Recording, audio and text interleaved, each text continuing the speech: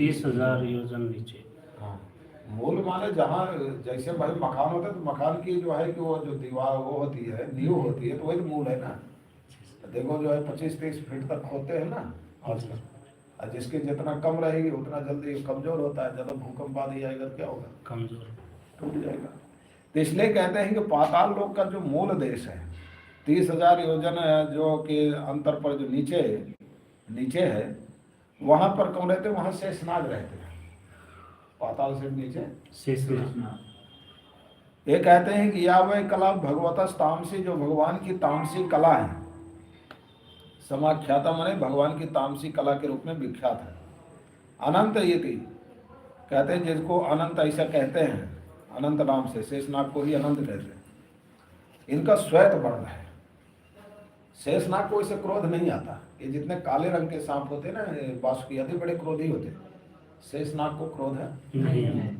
उनको केवल एक ही बार क्रोध आता है प्रलय में। वैसे महापुरुषों को जल्दी क्रोध नहीं आता, और जब आता है तो फिर वो कुछ करके जाता है। क्या करता है, तो उनको केवल मतलब एक ही बार क्रोध आता है प्रलय काल के समय, और उस समय आता है तो सबको मतलब नीचे से पाताल से लेकर ऊपर ब्रह्मा तक सारे लोगों को जलाकर भस्म कर देते हैं। ब्रह्मा आदि जो है राख बन जाते हैं। क्या राख बन। हाँ। तो इसलिए यहाँ कहते हैं शेषनाग का श्वेत रंग है, दूध जैसे श्वेत है, जैसे दूध का रंग होता है वैसे शेषनाग। सर्पों की 2 प्रजाति होती है, एक सफेद रंग की होगी, बिल्कुल सफेद होगी दूध जैसा, ये काले होते हैं। तो काले जो है अशुभ होते हैं, और जो श्वेत रंग के नाग होते हैं वो शेष नाग के वंश के माने जाते हैं। किसके, शेष नाग। हाँ। तो यहाँ कहते हैं ये तो कहते हैं कि ये सातुतीया माने कि जो भक्त लोग हैं, दृष्टि दृश्यो संकर्षणम अहम इत्यभिमान लक्षणम।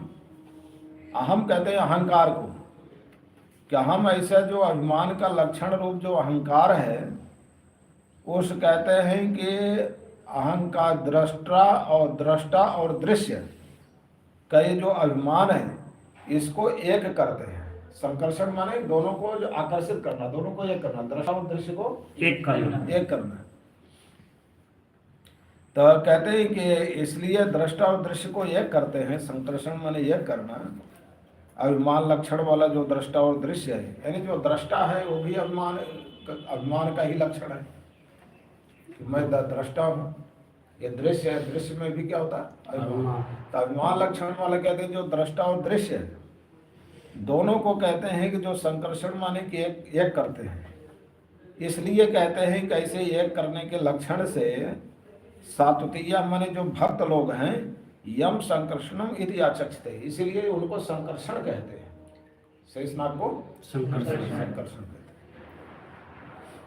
दृष्टा और दृश्य दोनों को ये करते हैं, यानी दृष्टा है जगत, नहीं दृष्टा है जीव, दृश्य है जगत। तो प्रलय काल में दोनों को जो है सबको दृष्टा और दृश्य दोनों को एक कर देते हैं।